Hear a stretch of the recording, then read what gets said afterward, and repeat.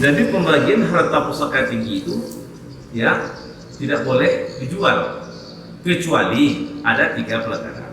Kalau bahasa Minangnya itu yang pertama mayat tertuju di tengah rumah, gading gadang tidak belaki, rumah gadang ketirisan. Artinya apa? Artinya penutup malu. Apabila harta pusaka tinggi itu malu kemenakan atau keluarga satu tempat yang bersangkut dengan harta pusaka tinggi itu baru boleh digadai. Kecuali yang seperti itu, mayat tertuju di tengah rumah, udah meninggal tapi tidak ada untuk beli kapan lagi. Itulah digunakan harta pusaka tinggi, bukan sembarang dijual. Ini sekarang kan ini mama kita asal main jual aja, asal main kapling aja, asal main tumpah, tidak boleh. Yang kedua apa? Itu gadis sudah besar, malu dia nanti kalau tidak punya suami. Jadi untuk menikah kan tidak ada uangnya, baru diboleh digadai harta pusaka tinggi.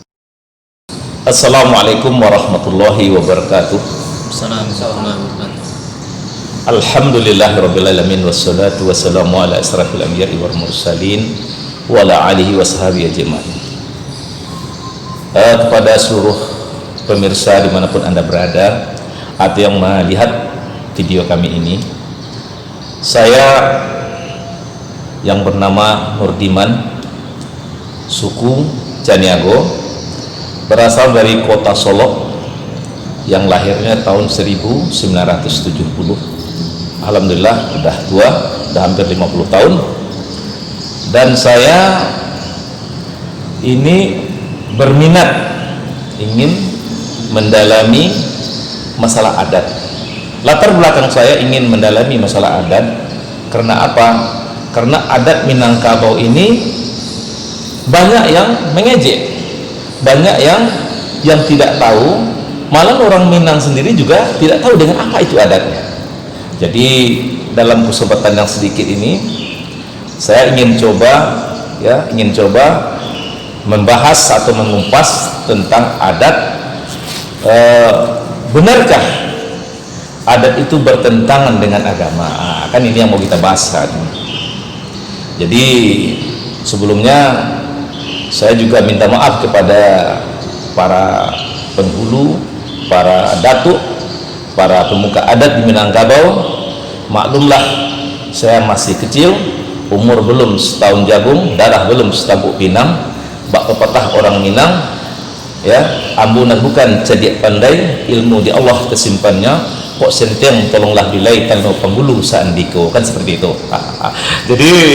Jadi kita ini ya, santai aja kan gitu. Kalau seandainya salah ya, dan saya bersedia siap untuk dikoreksi kalau seandainya perkataan saya salah.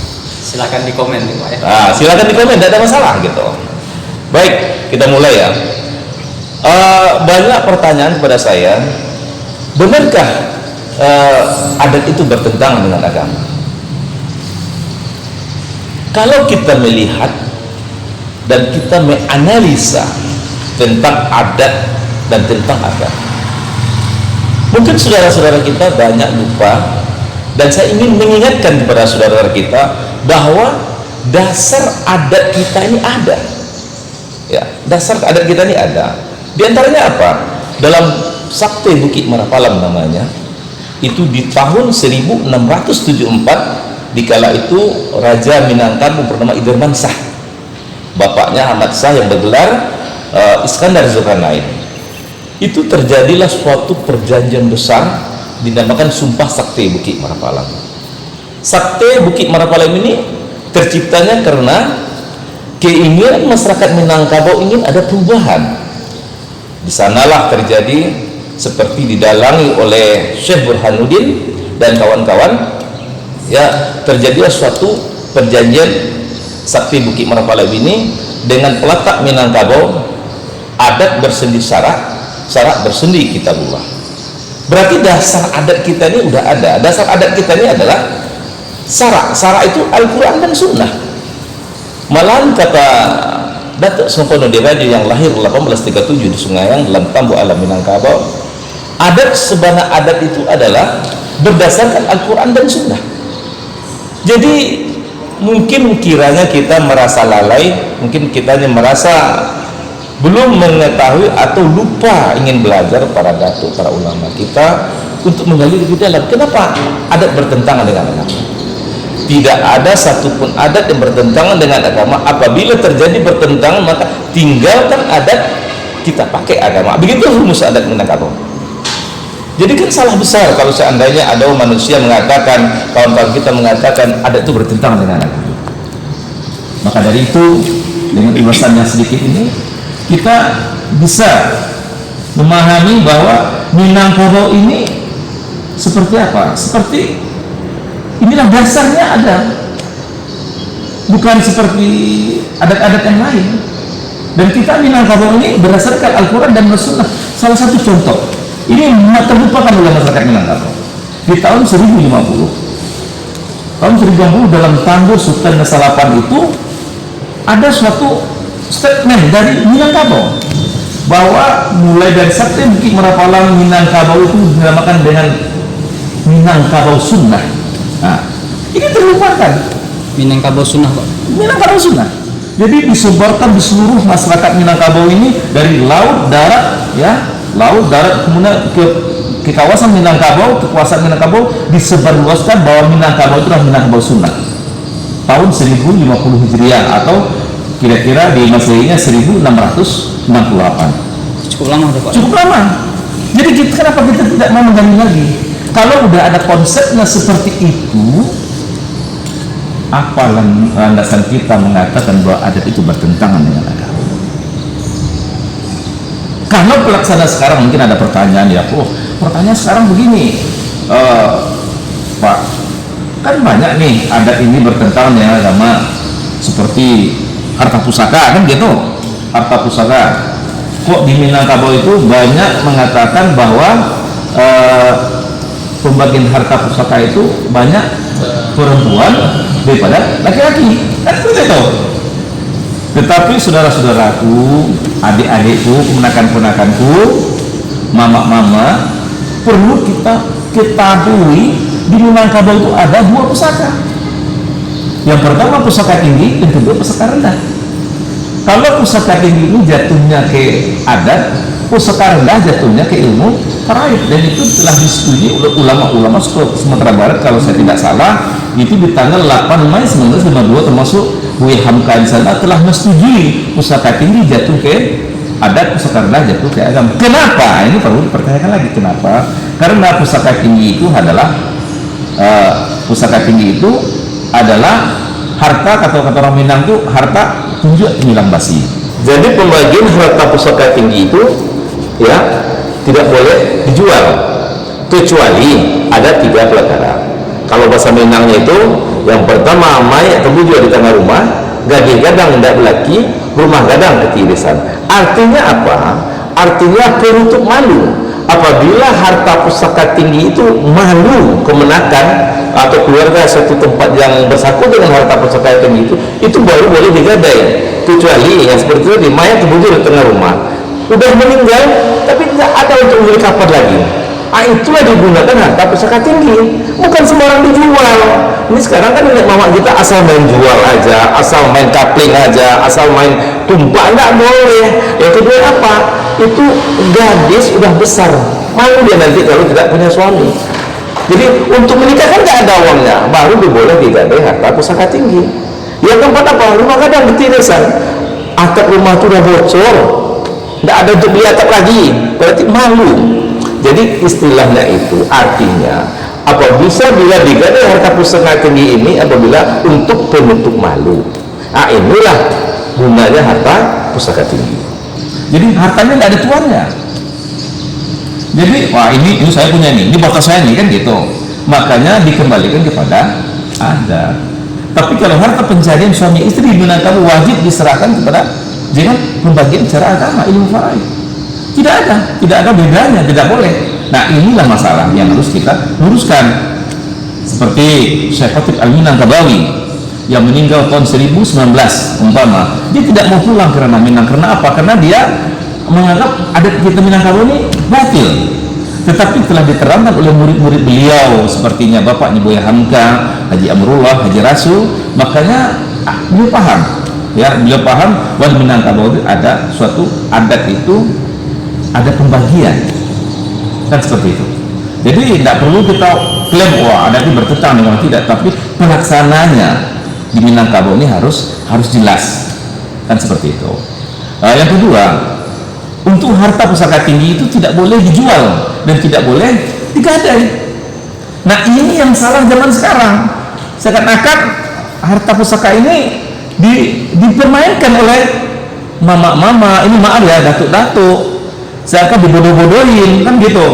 Nah, harta pusaka tinggi ini dikelola oleh mama, tapi hasilnya untuk kemenakan yang mana? Kemenakan yang perempuan yang susah. Nah, ini aslinya pembagiannya. Bukan dibagi rata, ini tanah setumpak nih buat rumah, nggak boleh dibikinkan rumah harta pusaka tinggi. Kenapa? Akan bercampur pusaka tinggi dengan pusaka rendah. Contoh, dikasih tanah satu tumpak, ini contoh kemudian bikin rumah. Dibikin rumah, nanti hasil rumah itu kan hasil pencarian suami istri. Kemudian bikinkan rumah, berarti bercampur harta pusaka tinggi dengan pusaka rendah. Mana pusakanya? Hilang. Jadi orang Minang kalau tidak ada pusaka bukan orang Minang namanya.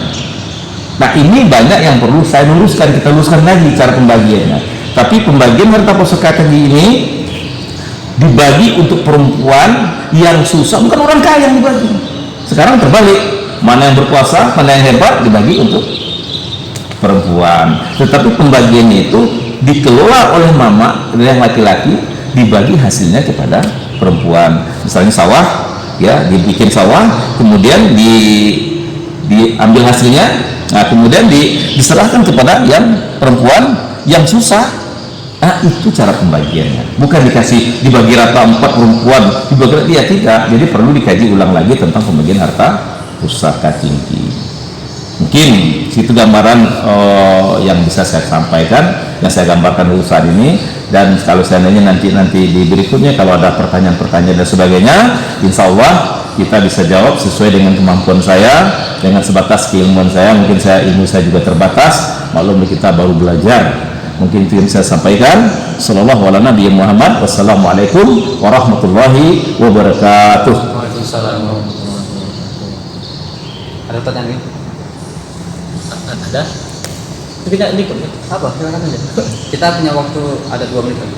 Nah, izin Pak, ya. untuk karena ada sesi mungkin diberi kesempatan untuk tanya jawab. Ya. Yang tadi menariknya untuk di awalnya sebelum Bapak hadir, saya pribadi memandang atau membayangkan seseorang yang ingin menyampaikan tentang adat. Saya membayangkan seorang yang udah sepuh, tua, karena mungkin dari segi pengalaman, karena yang dibahas adat yang sekian ribuan tahun lah, mungkin boleh dikatakan seperti itu. Saya membayangkan sosok Bapak adalah seorang yang sepuh, tapi ternyata alhamdulillah masih sebaya lah dengan orang-orang tua kita sekarang. Yang menariknya, kenapa seumuran Bapak bisa tertarik dengan mempelajari sejarah Minangkabau? Apa yang membuat Bapak tertarik untuk mempelajari sejarah Minangkabau yang sekarang di akhir-akhir zaman ini jarang orang yang mungkin peduli dengan sejarahnya sendiri? Itu menurut pribadi saya. Mungkin ada juga orang-orang tua kita yang masih menguasai itu. Apa yang membuat Bapak tertarik itu, Pak? Pertanyaannya intinya. Ini Masya Allah, ini pertanyaannya sangat bagus sekali. Kalau dibilang tua, saya dah tua. Tetapi baik, kenapa saya tertarik? Ya, latar belakang saya ini, kita orang Minang. Orang Minang ini kalau tidak tahu dengan adat bukan orang Minang namanya. Ini yang perlu kita garis bawahi. Orang Minang ini beradat, harus sah adat. Jadi dalam sisi lainnya, orang Minang ini kalau tidak tahu dengan 2 kalimat belum sah adatnya. Di kalimat sah adat itu belum tahu dengan 2 kalimat, itu adatnya belum sah. Apa yang 2 kalimat tadi? Asyhadu an la ilaha illallah wa asyhadu anna muhammadar rasulullah. Kalau tidak tahu dengan ilmu tauhid orang Minang, itu belum sah adatnya. Di samping itu kita tertarik karena adat ini ditinggalkan. Kemudian orang tidak mempelajari adat ini. Jadi orang Minang kemana kita, anak cucu kita acuan nanti kemana? Kan gitu. Kita perlu acuan kemana? Kemudian saya melihat ada yang mengatakan mengejek, orang Minang itu Minangkabau, tinggal Minang, tinggal Kabau. Ada mengatakan, Padang Bengkok. Kalau sama saya pribadi, kalau dibilangnya Padang Bengkok, monggo silakan, tidak masalah. Tapi kalau dibilang Minang Bengkok, sabar dulu, jangan coba-coba, duduk dulu kita bicara. Kalau Minang dikatakan Bengkok, kenapa? Minang itu tidak pernah bengkok, Minang tak pernah curang. Minang itu jujur. Nah, maka dari itu saya tertarik mempelajarinya karena ingin membangkitkan semangat anak rantau maupun di kampung untuk mempelajari adat lagi. Mari kita kembali kepada adat. Adat ini tidak ada bertentangan dengan agama. Malahan adat kita acuan adalah agama, Al-Quran dan Sunnah yang sahihah. Seperti itu saya menilai. Mungkin itu pertanyaan sangat bagus ya. Itu mungkin bisa saya jawab. Ya, baik, kalau memang udah pertanyaan untuk saat ini, insya Allah cukup dulu sampai di sini, dan kita insya Allah nanti kalau ada komen dan sebagainya, pertanyaan kita tampung insya Allah dan kita jawab sesuai dengan terbatas keilmuan saya. Mungkin itu yang bisa kita sampaikan. Ya, sallallahu ala nabi Muhammad, wassalamualaikum warahmatullahi wabarakatuh. Salam.